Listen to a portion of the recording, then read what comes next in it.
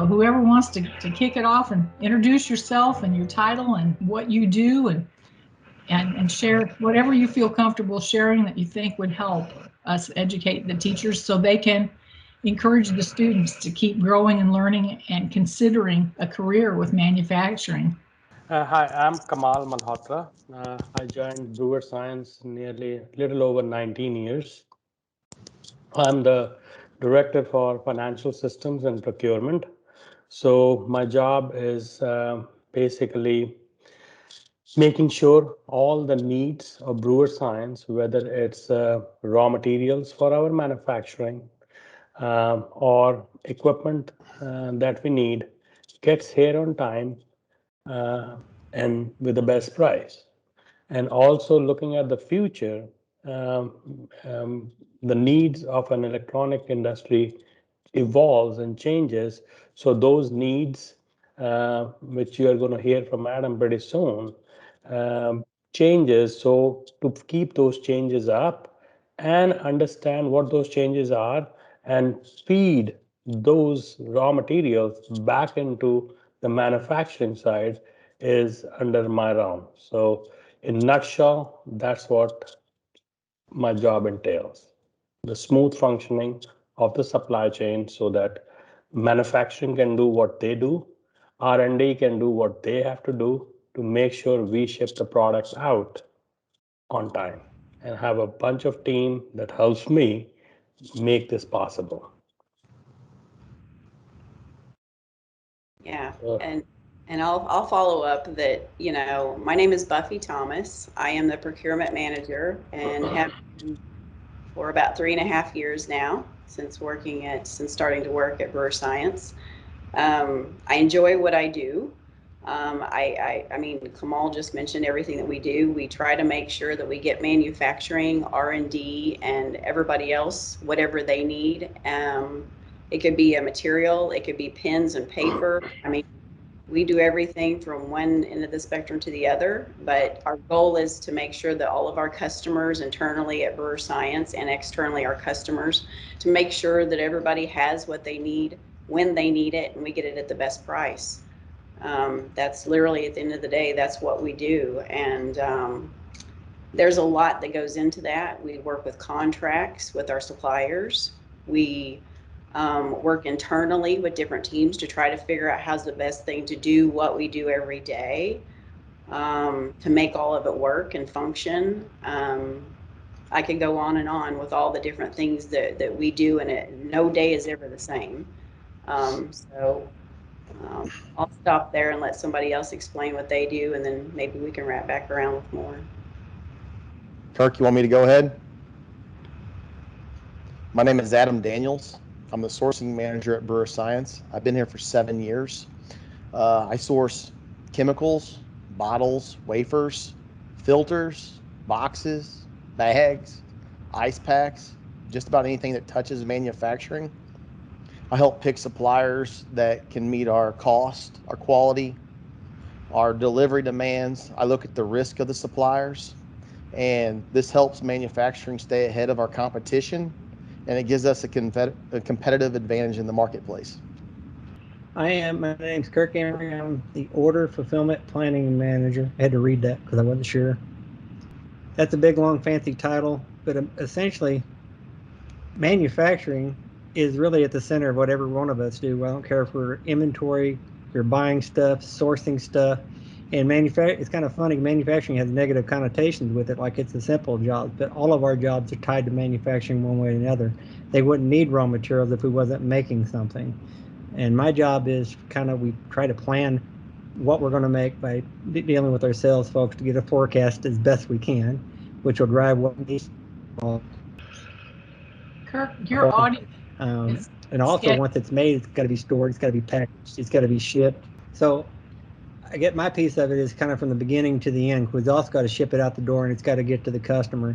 And pieces we haven't talked about, from HR to recruiting people to keeping people to customer service after the sales and the sales people, all of these kind of got, even R&D people are developing our products. There's no need for any of those people without manufacturing. And it's kind of neat that we're all manufacturing in one way or the other. We're all tied to it in one way or the other. And just because you're an accountant, there's no need for accountants if you're not making something. And my job just kind of touches it at the front end, the back end, the middle a little bit, just getting what we need when we need it, and hopefully making a profit along the way, and having a good place to work too. So I think, yeah, that touches one of the things that Kirk was just saying. It affects manufacturing is the heart that touches a lot of things. And when I started Brewer Science 19 and a half years ago, I was a cost accountant when I was hired. So you have to cost the product. How much does it take to make the product? So you are directly tied to manufacturing to understand, are we even making any money? How should we, what is the material cost? What is the labor cost? How much is it costing? And then another piece of it was the systems, the systems that goes around and do all those things and help you as a part of how do we cost it. So the systems, whether you take it IT, again, it all ties back to what Kirk was saying before. It ties back to manufacturing, the heart of everything. Now, beyond that, when you are looking at accounting, you are looking at paying the bills or you are doing the receivables, things like that. But it's all the offshoot that happens during the manufacturing process or offshoot of the after the manufacturing process. And from a procurement perspective, it's get buying things, go to Walmart and just buy it. I wish it was that simple. It changes, like Buffy was saying before. No day is same. We are dealing across the world. Whether you talk Asia, you talk Europe, there are several cultures that you are going and intermixing. So getting those items over here in the heart of Missouri on time makes a challenge in itself. So yeah, it's a very diverse, it's a very how should I say, very uh, interesting and very vibrant day that goes around when you talk about manufacturing and the things related to manufacturing, which is procurement and supply development or logistics. Kamal, I know with COVID-19, I think everybody's experienced supply chain issues and shortages and being able to try to get stuff. But from a Brewer Science perspective, our customers knew it was coming and they started ordering early and trying to stock up and preparing for the things that was going to happen shut down. And you guys saw this coming and was able to prepare Brewer Science. So we was able to have stuff here. Essentially, our customers did not have to go without. We was able to manufacture what they need when they needed it. And that wasn't because we was just going through the motions. You have to also be proactive to environmental, economic, everything going on around you. It's really a complex bunch of stuff, and Brewer was prepared better than a lot. I think if anybody goes anywhere out and tries to do anything, order anything right now, the rest of the world is hurting. But supply chain and having good suppliers that you can deal with, and having just understanding what we need and when we need it. If everybody did as well as us, as far as the supply chain goes, I think the world would have been better off too. In fact, the only reason we hurt it all is because our customers can't get stuff from their other suppliers. We didn't hurt anybody, and that was because you guys had the foresight to be prepared too. I think that's where the mindset comes in, your systems comes in, your preparedness comes in. So you do all those risk evaluations. We haven't talked to we have to go and evaluate the risk on each and every material that comes to the door. So having said that, uh, COVID was a surprise. It shook the world. It's not a news anymore, and it did tremble the supply chain. I mean, the world is still seeing a lot of disruptions to supply chain, and there's no respite to it yet, what we can see. But I think that's where your systems comes in. That's where your needs, you're identifying your needs properly, that comes in. And how are you connected front end with your customers and also with your suppliers all the way? That is very critical in making sure that your end-to-end supply chain is working properly. And if you are just being honest and more open with your customers and your suppliers, I think it works in everybody's interest. So, and I think maybe Buffy, you can vouch for it because you saw it a lot, how we were connected with the suppliers on a daily basis just to make sure and understand what challenges they are facing. Yeah, and we're still dealing with that. It's not over. You It's not. know, it's still a daily task trying to figure out, and trying to second guess everything, how to stay ahead of things. But again, going back to every day is not the same. I think if I'm looking at this from somebody else's point of view about manufacturing, I mean, how fun does that sound? I guess if you want the same job every day that never changes, then this is probably not for you. But if you like challenges, if you like interesting things that happen every day and networking with new people and relationship building externally and internally, and you like all of that, then I mean, we're the support teams to manufacturing. I mean, we are manufacturing, like Kirk said, but we do everything we can to support and make sure that they have what they need. Interestingly enough, as I'm sitting here listening to everybody talk, I actually started out in assembly, as Kurt mentioned, in a previous role elsewhere. And I just think if I hadn't stepped foot into that manufacturing role that I had back then, I don't know where I'd be today, because that the manufacturing or the assembly, if you will, just doing that type of role led me to HR. It led me to inventory. It led me to production and management. And, it just kept taking me to the next level and the next level, to where now I can sit here today and feel very confident of the things that are happening around me, because I understand the bigger picture, because I've kind of worked every role that we're talking about today, except for sourcing. But I would say I've probably touched on that more than I think about, more than what's coming to my mind right now. So anyway, just interestingly enough, I love what I do. I think that it's gratifying in a way. Like some things from Adam as well on the sourcing side and how he supports R&D and he supports the manufacturing. So, Adam, you want to share more? Yeah, sourcing is so important to manufacturing, and all of these things we're talking about and these risks up in the front end of what we're doing to avoid all these COVID issues depends on me picking the right, or I don't pick all the suppliers, but I work with cross-functional teams, and I play a major influence in the suppliers that we pick. And it's critical that we pick good suppliers and vet them up front so we can continue to support our manufacturing through COVID, through these pandemics.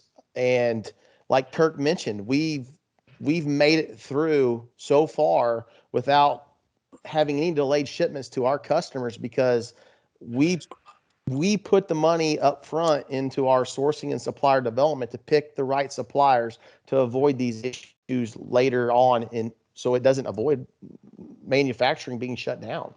So sourcing and manufacturing are tied very closely together. They go hand in foot. One of the things that a lot of that I'm hearing is some debates about what the future of manufacturing looks like. What are your thoughts on the future of manufacturing? Well, I think the future of manufacturing is, to me, it seems pretty bright in the sense that it is the core of everything. Either you are producing a chemical or a widget or anything like that. Now we are seeing what we have seen and what pandemic has made us see is how important this distance has been. Things coming from Japan or China or other parts of the world. It did not was the planes was not available, the ships were not available, but people needed that. So the stressing those issues of transportation and that distance was created that barrier that which we are still going through. So now we have understood the distance has some challenge. Not only the cost side of things, but distance do matter. So bringing those a little bit more manufacturing back here closer to the um, United States, I would say, would be the next big thing going forward, because whatever disruptions we have seen, we need to address that. And I think that's where manufacturing comes in more in play. And that's what manufacturing is going to play a bigger role um, in the next several years, because pandemic did tell us a lot of things, uh, that it does matter. It does matter what and where it's produced. So I think that's where I see a lot of manufacturing centric being brought back over here. I think the outsourcing pendulum has started swung as far as it's going to, and it's going to start swinging back to more domestic manufacturing and stuff, strategic wise and everything else. That's what this has showed too. Right. When you're talking about the future of manufacturing, I don't care which piece that you're talking about, all these different pieces that touch it, you have to have a continuous improvement mindset. Everything is becoming more and more real time, more and more information is just automatic. And manufacturing is high tech. No matter what you're manufacturing, everything is system based, instrumentation, data driven metrics. These are you have to have educated people. These are not mindless jobs. These are people who have to be on top of stuff. I don't care. Those jobs are gone anymore. These are really, you need technical people with skill sets and a good work ethic to do the job that we do anymore, no matter which part you touch in our manufacturing. As far as the U.S. manufacturing, if you were younger, this is where you need to be. We can't mention the customers that how many billions of dollars being invested in Arizona right now into some of the fabs that's being built there, and that's a direct result of some of this. They're bringing manufacturing here to protect their supply chain a lot, I think. So that's a lot of jobs. That's a lot of skilled jobs and high-paying jobs, and it's coming back home again. Yeah, I think you're right, Kirk. It's a cycle. It's a cycle. Before we talked about offshore, then we talked about nearshore, and now we are talking about onshore. So it's the circle is completing. That we thought, or everybody thought that only offshore demand and offshore things can help maximize your profit, but the vulnerabilities that it created in manufacturing um, is bringing all those things back over here. And absolutely, it's not as simple as we think. It needs a skill set. Today's manufacturing, whether you are in an automotive industry or a airline industry, or even say going in a bottling factory, those jobs have changed. You can't just, you have to be a trained individual with that mindset, because you are not just dealing with the machines, you are dealing with the systems that deals with the equipment. So that whole interface has changed, and that's why the labor force has to be a little more sophisticated in a way to understand those systems, to make sure the machines are doing what they are supposed to do. And they will be changing. That's one constant. Yes. I think that one of the things that I hear has to do with, if someone is considering a career in manufacturing, what kind of skills should they be developing so that they can be successful in manufacturing? People skills. I mean, that's important. At the end of the day, it's really important. Like I said, that's how I went from one thing to the next. If I had no people skills whatsoever, I wouldn't have went from one thing to the next and grew Right. to where I'm sitting today, So people skills, I mean, technical skills, depending obviously of what they get into, like what role in manufacturing. Working as a team. Right. It's very important. I mean, To me, what you just said, Adam, is not individual. It's a team. It's about how you mingle with the team, or what part do you play? Because if I say supply chain is just one thing, supply, bringing material in, that's not supply chain. There are internal focuses of a supply chain and external forces of the supply chain. So they all have to jive together.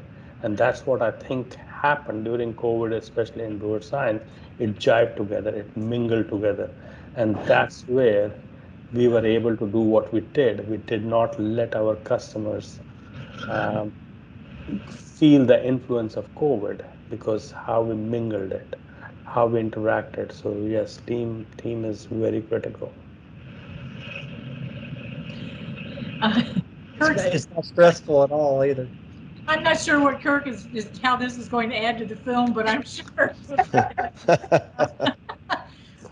One of the things that I hear you say whenever we talk about people skills, uh, it's not just helping us be successful. It's looking at the customer and helping them be successful. So even though you're Brewer Science employees, how much interaction do you get with outside businesses and our customers? How do we effectively communicate with them? Our suppliers, our vendors, our customers? Well, we communicate with them on a yearly basis just by letting them come in and audit us, review our quality systems, give them confidence that we're a company that's going to be able to give them a product on time, and it's always going to be able to meet their specs. That's one of the biggest ways we're interacting with them from a supply chain or a sourcing environment. And as far as the suppliers, I mean, we talk to our suppliers weekly. I mean, that's pretty, I mean, we send the POs, we get confirmations for our POs to make sure that, you know, they're going to be able to get us what we need. And there's phone calls, there's emails daily, there's conversations, you know, we have meetings. I mean, it's pretty common. So It happens at different levels, I should say. So I say we have to communicate at different levels, in the sense like, now I'm communicating 1 year, 2 year down the road. How is it going to look like? That relationship formation. Sometimes we have to be in that place. Either with Asia or Europe or within United States, wherever, just to make sure that that formal relationship has been formed. So in cases or in times like these, we should be able to help each other out.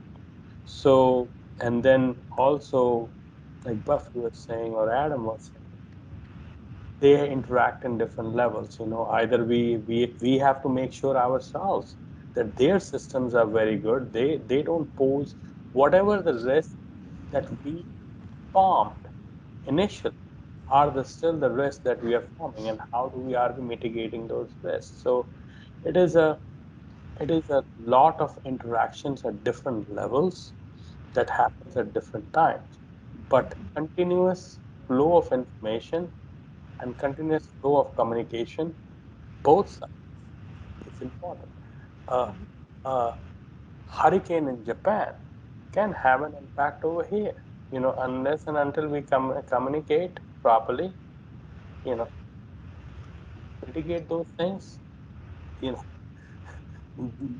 the things we have to deal with together. So yeah, this communication, I mean, we keep saying it in different facets that communication is the key, but in true sense, it is the key, because without that, uh, supply chain will fall apart. It really doesn't answer your question, but in my mind, one of the skills, if you can train, we always talk about a work ethic. And I think at Brewer Science especially, you have to be somebody that's willing to write your own job description and just fill in the needs where they're needed. I don't know how you train that. But I guarantee you, if you're willing to drive and really, you got to have that drive. You can't just come in and just go through the motions of the place like it. It moves too fast and it'll run off and leave you before you're going to be successful. I don't know how you teach that ownership, that servant leadership, especially when you're dealing with customers, internal and external. That's the approach for these communication skills they're talking about. And Brewer talks a lot about that, of servant leader with your people you work with every day and your customers and stuff. But I don't know how you train that into somebody. And the world has changed a lot. And also, we talk about these relationships. Most of our workforce is working from home. There's going to be a lot of dynamics that change over the next few years. Just using technology was hard for some of our people. And how do you maintain that bond when you see somebody face to face, and now we see them on a little video screen? I think our newer employees are going to have harder time learning those communication skills than people who had that time together, because you know somebody when you work with them every day. Teach it, so the communication skills means a lot of things right now, and we don't know how that dynamic is going to change over the next couple of years. I don't know how you train that or how you show that, but it'll be interesting to watch as time goes on. I'm glad that we've had the time together with our core. You just know who to go to when you don't know how to do something. That's the key to being successful, of having a relationship with somebody to where you can go get the information that you need, and you know you can get it from them, and it's not a hassle, or you can just be open and honest with them. There's real-time communication the way it is. I don't know how those bonds are going to be created, but we'll see. One thing you mentioned is being a good problem solver, which takes a lot of different skills. I know that we collect a lot of data. And explain what do we do with the data we collect? How does that help us? That might be something for students that really like to do analytical, data analysis. When we collect data, how does that make us better? Data, some of it is data mining, some of it is data analysis, analytics. So coming from the accounting and finance world, that was very important. Number speaks a lot.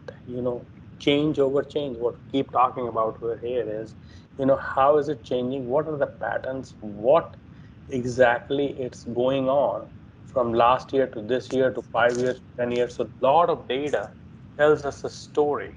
And that's what we look into, finding the story and see how can we extrapolate that story into the future.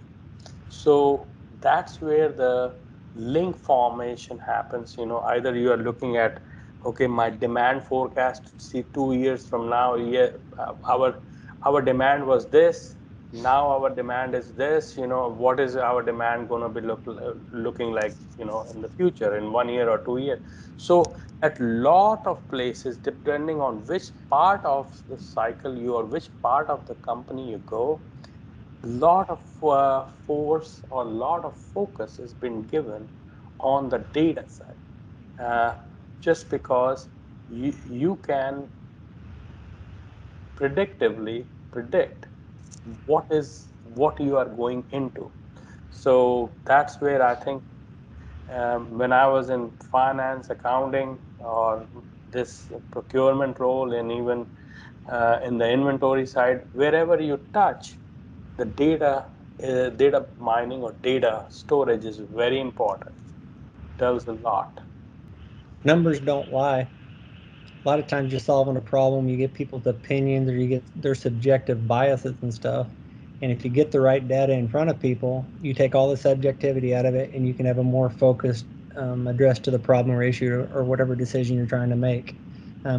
We've got a lot better at that over the last few years. A lot of times, your intuition doesn't necessarily drive a good strategy, but metrics do. So I like taking the subjectivity out of it. Yeah, you take the subjectivity and put objectivity to it. Your personal hunches, all those. I mean, of course, your past experience does matter, but let be more data driven. That's what is the main thing. That how data driven you are. Math is your friend. Is your friend. Well, I'm sure the students will like to hear that math is your friend. Kirk is really good at this. He likes this, yes. Does anyone have anything else they want to share? I mean, our audience is the instructors, so that they can encourage students to consider, using their skills right here, with the manufacturer. And I think Brewer Science is a really great example of a manufacturer that does everything from starting with an idea to turning that into something that we can put in the customer's hands. Any closing thoughts or final thoughts about how your career helps manufacturing, or the great things you've learned while doing what you're doing at Brewer Science? I mean, going back, yes, don't be scared of maths. That's the first thing. Whether it's your personal finances, whether it's your home finances, whatever, wherever it is, it is going to help you throughout your life. It will make you help make sensible decisions in your future. So don't be scared of that. Secondly, I think be open. Like, if you want to be in a box and you want to play in the box, sometimes you limit your learning. And if you want to think outside the box and maybe think there is no box, it takes you beyond what you. When I started as a cost accountant, I had no idea beyond, how the systems work. Then I got involved with the system side of things. I helped build the system. Then I was involved in the analytics side of things. Then, so just keeping the openness, keeping the drive to learn, and the drive to see how you fit in, what best you can do. Uh, that attitude is going to serve you a lot. And a place like Brewer Science, which I'm passionate about, it gives you the opportunity. If you want to do something, this place helps you grow in so many facets. So yeah, I mean, from cost accounting to running the procurement department now and the sourcing, I mean, that's itself a testament of how, Brewer Science is. And if you want to learn something and don't think there is a box, you can achieve whatever you want. One of the things that I tell students whenever students come in for workshops at Brewer Science is, there are jobs today that people are doing that were not invented, 20 years ago, 23 years ago, when I came to Brewer Science. We didn't have the diversity of jobs that we have now. And so when teachers are teaching elementary students, there's a great probability that some of these students will be in a vocation that has not been invented yet, that we haven't identified a need for. So I feel like everything that the students can learn has the potential to be very helpful as manufacturing continues to grow. I think that there's a lot more area, a lot more ways that we can make manufacturing a better experience for the customer, and continuously improve how effective we are and how good our products are, the quality of our products.